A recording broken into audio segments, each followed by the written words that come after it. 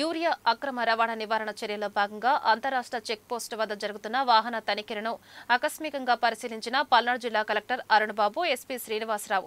Urea అక్రమంగా తరలిస్తే ఏక చట్టం పీడీ యాక్ట్ కింద కేసులు పెడతామన్న ఎస్పీ కె శ్రీనివాసరావు.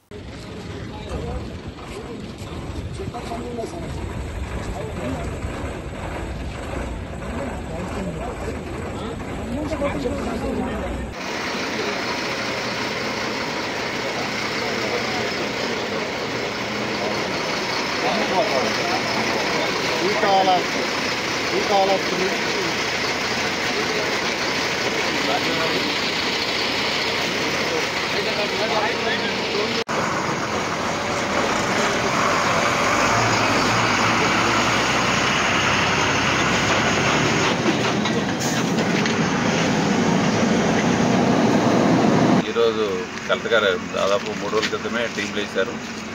మన జిల్లాలో ఎరువులన్నీ కూడాను ఒకవేళ అక్కడ బంధుత్వం ఉన్న రైతులు తీసుకెళ్తున్నారన్నది ఒక ఇన్ఫర్మేషన్ తెలిసింది.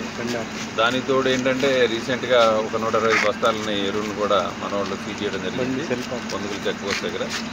అదేవిధంగా ఎక్కడైనా ఏమైనా అవాంఛనీయ సంఘటన జరగకుండా ఎక్కడ మన స్టాక్ని బయటికి వెళ్లకుండా ఉండటం కోసం మనం చెక్ పోస్ట్ ఏర్పాటు చేసుకున్నాం.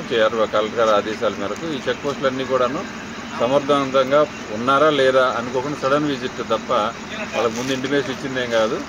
అలాగే అక్కడికి వెళ్ళాము, పొందుగలు చూసుకొని వెళ్ళిపోతున్నామని చెప్పాము. కానీ ఇక్కడికి వచ్చిన తర్వాత కూడా సిబ్బంది అలర్ట్గా ఉన్నారు. చాలా సంతోషం ఆ విషయంలో.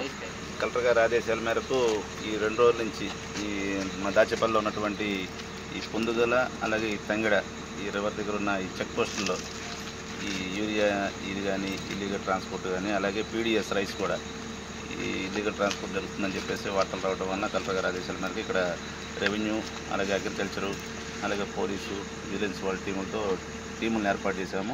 ఈ నెల 2/9/2025 అర్ధరాత్రి 12:30 సమయంలో తెలంగాణకు సంబంధించిన 2 వ్యక్తులు ఆంధ్రాలో గంగవరం ప్రాంతంలో అక్రమంగా యూరియాను కొనుగోలు చేసి మన పొందుగల చెక్ పోస్ట్ నుంచి తెలంగాణకు సరఫరా చేస్తుంటే మా పోలీస్ సిబ్బంది విజిలెన్స్ డిపార్ట్మెంట్ వారు సంయుక్తంగా దాడులు నిర్వహించి 14 యూరియా బస్తాలను పట్టుకోవడం జరిగింది. అందులో భాగంగా వారందరినీ రిమాండ్ చేయగా కోర్టు వారు వాళ్ళకి 14 రోజులు రిమాండ్ ఇవ్వడం జరిగింది.